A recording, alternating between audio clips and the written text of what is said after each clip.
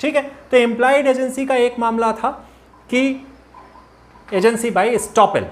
दूसरा जिसको मैंने बताया पति पत्नी के संबंध में, अब हम देखेंगे एम्प्लॉयड एजेंसी का दूसरा क्या क्रिएशन का एक रूप हो सकता है, that is relation of husband and wife. Agency between husband and wife, ठीक है। इसको कहेंगे, आप पढ़ देखेंगे कहीं ना कहीं, एजेंसी बाय, जैसे मैंने बताया कि कोहैबिटेशन। अब हम क्रिएशन ऑफ एजेंसी का जो पहला बिंदु है कि by an actual authority to contract given by principal, वो हो गया था। दूसरा अब हम बात कर रहे हैं कि एम्प्लॉयड अथॉरिटी की, agency creation bye employed authority की बात आती है। जो दूसरा बिंदु था उसमें एम्प्लॉयड अथॉरिटी के दो रूप हुए। एक को जो हमने चर्चा की कि एस्टॉपेल का होता है, एजेंसी बाय एस्टॉपेल, और दूसरा होता है एजेंसी बाय कोहैबिटेशन, साथ में रहना, सहवास करना। सहवास माने साथ रहना, वास और सह। तो कोहैबिटेशन में कौन रहता है? In general husband and wife रहते हैं। जो हमने बताया कि हमारे समाज में ये है कि पत्नी जो है वो पति पे आश्रित होती है। तो पति पे आश्रित होती है तो अब जो भी उसके घरेलू खर्चे हैं, घरेलू खर्चे, डोमेस्टिक एक्सपेंसेस जो भी हैं, उसको कौन बियर करेगा? उस बियर किया जाएगा हस्बैंड के द्वारा, पति के द्वारा। तो उन खर्चों के लिए, उन खर्चों की पूर्ति के लिए क्या होगा? हस्बैंड प्रिंसिपल के रूप में होता है। हमेशा ध्यान दीजिएगा, husband will be treated as principal, और पत्नी क्या मानी जाएगी? पत्नी मानी जाएगी एजेंट। तो मान लीजिए कि पति की अनुपस्थिति में पत्नी अपने घरेलू खर्चे, जो घरेलू सामान हैं, उनको कहीं से पाने के लिए खर्चे होंगे। उसके पास पैसे नहीं है। अब पैसे नहीं है तो वो एक बगल की दुकान पे जाती है, एक जो नेबरिंग शॉप है वहाँ पे जाती है और कहती है कि आप मुझे जानते हैं? तो हाँ बोलता है, हाँ मैडम हम तो जानते हैं, और आप जो साहब हैं वो तो वहाँ हैं। तो बताती हैं अपनी समस्या कि देखिए हमारे पास अभी पैसे नहीं हैं और सर जैसे ही आएंगे हम आपको पेमेंट कर देंगे। तो कहता है हाँ हाँ साहब जब भी आएंगे हम पैसे ले लेंगे, कोई दिक्कत नहीं। तो अब इन्होंने अपने घर के खर्चे के लिए जो भी है, तेल, नमक, ग्रेन्स, जो भी है, व्हाटएवर, जो घर के खर्चे नॉर्मल, उनको उन्होंने खरीदा। हो सकता है बगल में एक कपड़े की दुकान थी, वहाँ भी उनको कुछ कपड़े की ज़रूरत थी, नॉर्मल जो उनके डेली में आवश्यक हैं कपड़े, वो गई, उन्होंने अपने कुछ क्लॉथ्स ले लिए। ठीक है, कोई बात नहीं, ले सकते हैं। अब इन्होंने क्लॉथ्स ले लिया। जब साहब लौट के आते हैं तो बगल वाला पड़ोसी आके कहता है सर ये साधारण वस्तुएं जो हैं, तेल, नमक, अनाज, ये सब है, इसको इन्होंने खरीदा है और इसके ये पैसे होते हैं। ठीक है ठीक है, कोई बात नहीं, पैसे लो, ले जाओ। कपड़े वाला आता है, वो भी ले जाता है। तीसरा एक आदमी और आ जाता है, वो है ज्वेलर। वो आता है, साहब 10 लाख का मैडम ने एक हीरो वाला हार लिया है, वो हीरो वाला डायमंड का नेकलेस इन्होंने लिया है। ये सब आप थे नहीं, तो मैडम ने कहा, तो आप तो जानते हैं आपकी इतनी इज्जत है, हमने दे दिया। अच्छा, अब तो यहाँ प्रॉब्लम हो गई। अब क्या होगा? अब क्या होगा? मामला दो जगह तो एकदम बढ़िया से निकल गया। नून तेल लकड़ी का जो खर्चा था वो तो पूरा हो गया, कपड़े भी थे, ठीक है, वो भी पूरे हो गए, इलेक्ट्रिसिटी के बिल थे वो भी किसी से उधार लेके दे दिया, सब चीज़ें चली। लेकिन ये 10 लाख वाला या 5 लाख, मान लो 10 ज़्यादा हो रहा है, 5 लाख का जो खर्चा आ गया, अब क्या होगा? क्या पति डिनाई कर सकता है? क्या पति डिनाई कर सकता है? आपकी तरफ से आंसर क्या होगा? No sir, deny. और कोई कर सकता है? ठीक है। अब देखिए, यहाँ पे जो प्रिंसिपल है, जो सिद्धांत है, ये है कि जो भी घरेलू खर्चे हैं, जो कि आवश्यकताएं हैं, एसेंशियल नीड्स हैं, उनके लिए पत्नी हस्बैंड की एजेंट मानी जाती है और ऐसे सारे खर्चे हस्बैंड के द्वारा बेयर किए जाएंगे। ठीक, एक नॉर्मल आप रूल पहले दिमाग में ये बिठा के रखें। लेकिन अगर कोई अलग से फालतू के खर्चे किए गए, जो विलासिता पे चले गए, जो इस तरह के नेकलेस पे चले गए, कोई बढ़िया फर की जैकेट मंगा लिया 50,000 की, उस पे चले गए, तो कोई पर्स खरीद लिया, कुछ घड़ियां खरीद ली, तो इन सब के लिए पति एज अ प्रिंसिपल दायी नहीं होगा, या इन सब चीज़ों के लिए कहिए वाइफ एजेंट के तौर पे उनको नहीं खरीद सकती है। Husband is not liable to pay all such, जो भी things are bought, he is not liable to pay for them. इतना आप समझिए। अब इसको हम लोग टुकड़ों में बात करते हैं। एक नॉर्मल रूल आपके समझ में आ गया, पति पत्नी का रिलेशन समझ में आ गया। इसके लिए 3-4 पॉइंट्स में हमको इसको डिस्कस करना होगा कि आज हमारी पत्नी है और उसको पता लगा कि मेरी एक गर्लफ्रेंड है और उसने मुझसे बात करते हुए सुन लिया और नाराज होके चली गई मायके, या चली गई कहीं और एक घर है वहां रह रही है। प्रैक्टिकल बता रहा हूं, प्रैक्टिकल। नाराज होके चली गई, दूसरी जगह रह रही है और जानती है कि हमारे पति के जो संपर्क हैं इन दुकानों पे हैं और लोग मुझे भी अच्छी तरह पहचानते हैं। मैं जाऊंगी, उनसे जो चाहूंगी खरीदूंगी और मेरा खर्चा भी चलता रहेगा, पति से नाराजगी भी रहेगी, वो उसको छोड़ भी देगा इसी बहाने, मतलब थोड़ा प्रताड़ित होगा। तो अब उसने क्या किया, वाइफ ने सारे खर्चे, जब मतलब अभी आप मान के चलिए डोमेस्टिक यूज के ही खर्चे वो अपना कर रही है, डोमेस्टिक एक्सपेंसेस ही वो कर रही है। देखिएगा यहां पे पति की क्या गलती है, कोई गलती नहीं है, बतिया सकता है गर्लफ्रेंड से, भाई ऐसी कौन सी आफत है। तो गलती इसकी यहां पे किसकी हुई, गलती यहां पे वाइफ की है ना, कहे छोड़ के भाग रही हो, भाई लड़ो झगड़ो घर में रहो। समझिएगा बात, मैं जो कहना चाह रहा हूं कि अगर पति की गलती है और पत्नी उसको छोड़ के बाहर जा रही है और जो भी खर्चे वो कर रही है वो पति से ले सकती है, ये बात समझिए। लेकिन बिना पति की गलती के आप छोड़ के भी जा रहे हो, खर्चे भी भरे, या डबल नुकसान पति का, हाँ, तो वो भी नहीं होने वाला, वो नहीं होने वाला।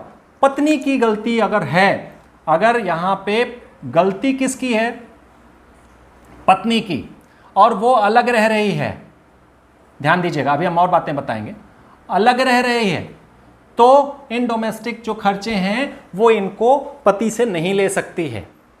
क्लियर। अगर गलती किसकी है, पति की है और अलग रह रही है, तो डोमेस्टिक खर्चे जो भी कर रही है पति दे, गलती की हो भरो। ठीक, बात यहां समझिएगा।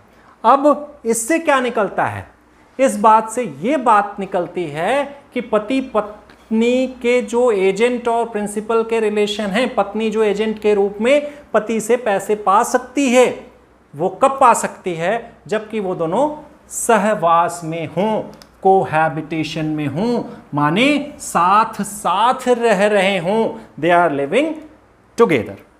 बात समझ में आई। तो इससे क्या निकल के आया, कि पति पत्नी का अगर एजेंट और उसका रिलेशन रखना है तो साथ साथ रहना होगा। बात समझ में आई, पहला पॉइंट, बात समझ में आ गई। Yes sir. अगर अलग अलग रह रहे हैं फिर भी खर्चा चाहिए, तो अभी जो मैंने बताया, पति की गलती है, खर्चा भी लो, अलग भी रहो, मौज करो, कोई दिक्कत नहीं है। पत्नी की गलती है, बिना किसी गलती के पति को छोड़ दिया, बिना किसी गलती के पति को छोड़ दिया, बता चुके हैं, उसको आप बिना पति के गलती के, ये सब पॉइंट्स आपको लिखना है। बिना पति के गलती के अलग रह रही हो, अलग रह रही है, तो क्या होगा, no expenses will be given by पति। ठीक, अगर पति के गलती से रह रही है तो ठीक है, पति की गलती है तो पैसा भी दे, खर्चे भी तुम्हारे बियर करे। ठीक, अब एक बात और आती है, दो लोग हैं, वो पति पति पत्नी हैं, लेकिन वो कहाँ रह रहे हैं, कोई घर उनका नहीं है। एक केस है, इसको समझिएगा। डेबनहैम वर्सेस मेलन का एक मामला आता है। इसमें कहा गया कि अगर पति पत्नी हैं लेकिन वो साथ साथ घर में नहीं रह रहे हैं, यहां पे खर्चे क्यों दिए जाते हैं? इसके पीछे बेसिक जो रीजन ये है कि जो वाइफ है वो घर की मैनेजर होती है, घर की संचालिका होती है, तो घर पे जो खर्चे होंगे वो अगर पति की अनुपस्थिति में कहीं से उधार लेके काम चला रही है तो पति के एजेंट के रूप में काम कर रही है, घर चलाना है उसको। तो इन दोनों में, और तो इसलिए उनको घर में रहना जरूरी है। पति पत्नी है, घर में रहो। अब इसमें क्या हुआ, जो एक महोदय थे, पति महोदय थे, वो किसी होटल में मैनेजर थे, काम कर रहे थे। तो जो पत्नी थी वो भी होटल में ही काम कर रही थी, और दोनों क्या करते थे, घर वर था नहीं, उसी होटल के एक कमरे में, होटल में रहा करते थे। भाई मैनेजर ही थे तो एक कमरा अपना बुक किए रहे होंगे, तो उसी में रहा करते थे। पत्नी ने क्या किया कि कुछ कपड़े वपड़े खरीदे, ठीक। अब बिल आ गया होगा, कितने प्रोफेशनल होते हैं यहाँ विदेश वाले। पति ने कहा मुझसे मतलब नहीं, अपना कमाती है, मेरे साथ ही कमाती है, मुझे पता है इसकी तनख्वाह कितनी है, अपना भरे। तो केस चला होगा, पत्नी ने कहा होगा भाई मैं इनकी पत्नी हूँ, एजेंट हूँ, मुझे ज़रूरत है, नीड है, तो ये देंगे नहीं, देंगे क्यों नहीं भाई। तो पूरा विश्लेषण हुआ, पूरा एनालाइज हुआ मामले का, तो पता चला ये लोग घर में नहीं रहते थे, ये लोग होटल में रहते थे। तो कोर्ट ने कहा कि ठीक है, आप लोग पति पत्नी हो, सब कुछ हो, लेकिन साथ भी रह रहे हो, लेकिन एक घर नहीं है तुम्हारा। तो घर नहीं है तो तुम्हें पैसा पति से नहीं मिल सकता। देखिए कितनी कितनी टेक्निकलिटीज हैं, समझने की बात है। सीरियल से चलते रहिएगा, सब दिमाग में बैठता जाएगा।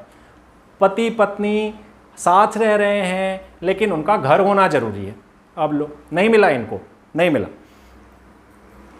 अगर ये सारी बातें पूरी हो जाएं, ये सारी बातें पूरी हो जाएं, तो जो अभी तक बताई गई, तो एक केस आता है, एक केस आता है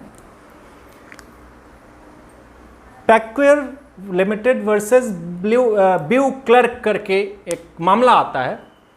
सारी बातें पूरी हो रही हैं, एक घर है, एक व्यक्ति रह रहा है, उसके साथ एक महिला भी रह रही है, दोनों का व्यवहार ऐसा है कि वो पति पत्नी समझे जा रहे हैं। मोहल्ले वालों को क्या पता, गांव में होती तो पंचायत हो जाती, मोहल्ले की महिलाओं की कि इन दोनों के में रिलेशन क्या है भाई पता करो। पति पत्नी ही है, सिंदूर नहीं लगाती, टिकली नहीं लगाती, तो पंचायत होती तो कुछ बातें हो सकता है बाहर आ जाती। यहाँ पे क्या हुआ, शहर का मामला है, अड़ोस पड़ोस वाले एक दूसरे के मकान में झांकते नहीं हैं। तो पड़ोस में एक दुकान भी है, वो देख रहा है, दो कपल आके रह रहे हैं और they are living like husband wife. पत्नी क्या करती है, पति कहीं का, पत्नी नहीं यहाँ पे सॉरी, वो महिला क्या करती है, वो पुरुष के घर में न रहने पे कहीं वो गया है, कमाने गया है, जाके पड़ोस से कुछ सामान लेके आती है जो कि डेली नीड्स की है। कुछ कपड़े ले लेती है, साधारण कपड़े। वो पुरुष वापस आता है, उसके सामने बिल पेश कर दिया जाता है।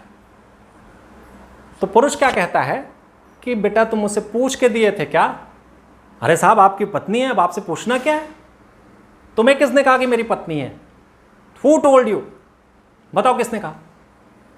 अच्छा, दुकानदार बोलेगा अच्छा, अब इसके लिए कोई सर्टिफिकेट लेके घूमेगा कि हमारी पत्नी है या नहीं है? हम देख नहीं रहे हैं आप लोग साथ साथ एक घर में रह रहे हैं, तीसरा कोई नहीं है, तो आप लोग पति पत्नी हुए तो नहीं हुए, क्या हुआ? और नहीं भी हुए तो मुझे क्या मतलब? आप लोग रह रहे हो, मुझे नहीं पता, मैं ये समझ के दिया हूं कि आप पति पत्नी हो, चलो पैसा दो। तो दुकानदार का जो पक्ष होगा वो भारी होगा, और भले ही नहीं उसको पता है कि ये लोग पति पत्नी हैं या किस रिलेशन में हैं, लिव इन में रह रहे हैं, उसको वो पैसे मिल जाएंगे पति के द्वारा।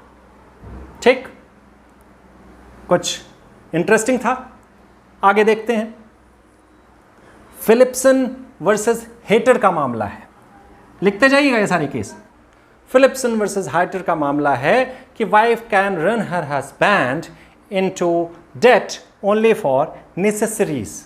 मैं पहले बता चुका हूं कि पत्नी जो है वो पति के नाम पे ऋण उतना ही ले सकती है, उन्हीं चीज़ों के लिए ले सकती है, उन्हीं चीज़ों के लिए पति को ऋणी बना सकती है जो उसकी नेसेसरीज हों, आवश्यकताएं हों, विलासिता नहीं। मैंने पहले बताया कि इस मामले में उसने क्या मंगा लिया, टोबैको पाउच मंगा लिया, सील्स स्किन मंगा लिया, मतलब कुछ ओढ़ने का रहा होगा, जो स्किन का रहा होगा, महंगा रहा होगा, और गोल्ड पेन मंगा लिया, सिगार मंगा लिया, पता नहीं क्या क्या मंगा लिया।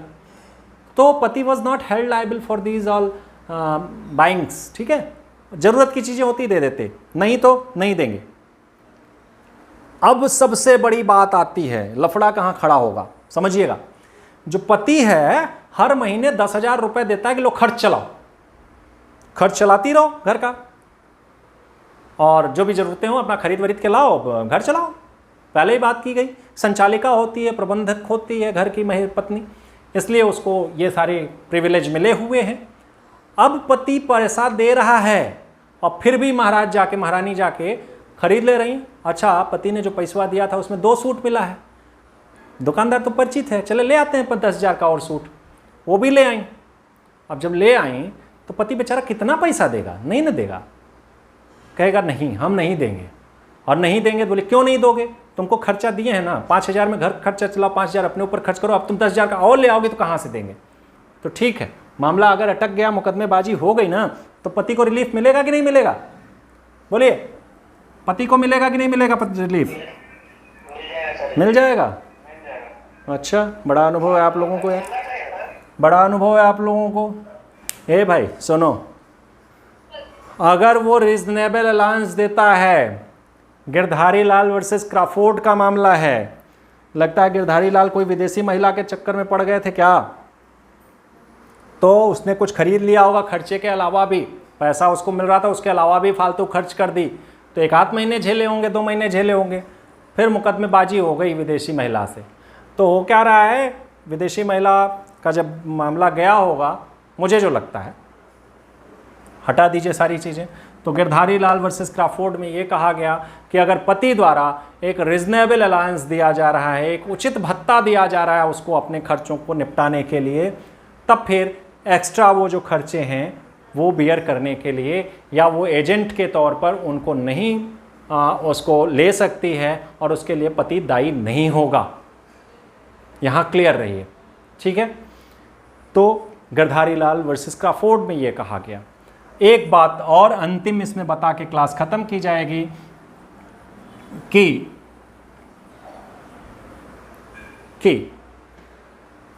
पति को अगर एग्जम्पशन चाहिए इस तरह के खर्चों से, तो वो किन किन बातों का सहारा ले सकता है।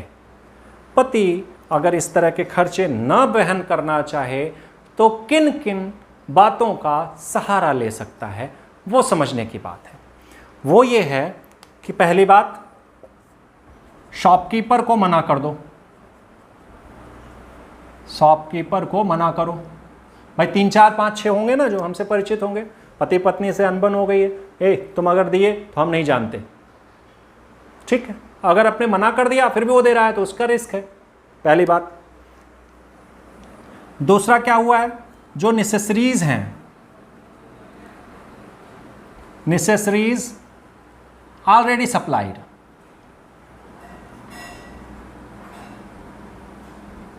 जो आवश्यकताएं उनकी पूर्ति पहले से कर दी गई है। तुम फालतू की चीजें नहीं लाओगी तो हम नहीं देंगे पैसे, ठीक, कोई बात नहीं। अब तीसरा बिंदु यह है कि जो भी आवश्यक बाइंग है उसके लिए कैश इज ऑलरेडी गिवन, नकद राशि पहले ही भुगतान कर चुका है।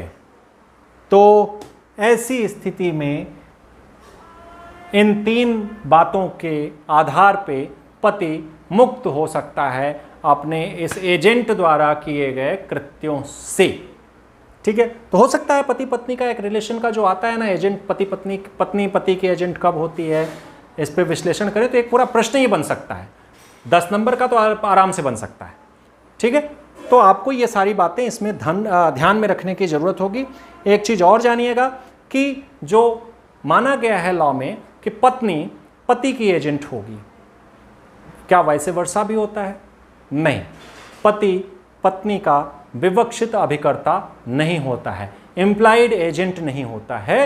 एजेंट हो सकता है अगर पत्नी उसको एक्सप्रेसली बताए कि पति मेरा एजेंट इन कार्यों के लिए मेरे द्वारा नियुक्त किया गया है। तो सामान्य रूप से पति विवक्षित अभिकर्ता पत्नी का नहीं हो सकता। हम लोग विवक्षित में ही ये बातें कर रहे थे। इम्प्लाइड टाइप ऑफ एजेंसी जो है उसी में ये दो बातें हमने की। तो यहाँ पे ख़त्म होता है। अभी हमारा बचा हुआ है एजेंसी बाय द नेसेसिटी और एजेंसी बाय रेटिफिकेशन। आवश्यकता के आधार पर एजेंसी का निर्माण और रेटिफिकेशन अनुसमर्थन के द्वारा एजेंसी का निर्माण। अभी हम एजेंसी के निर्माण में ही चल रहे हैं, एक क्लास और पूरी लगेगी।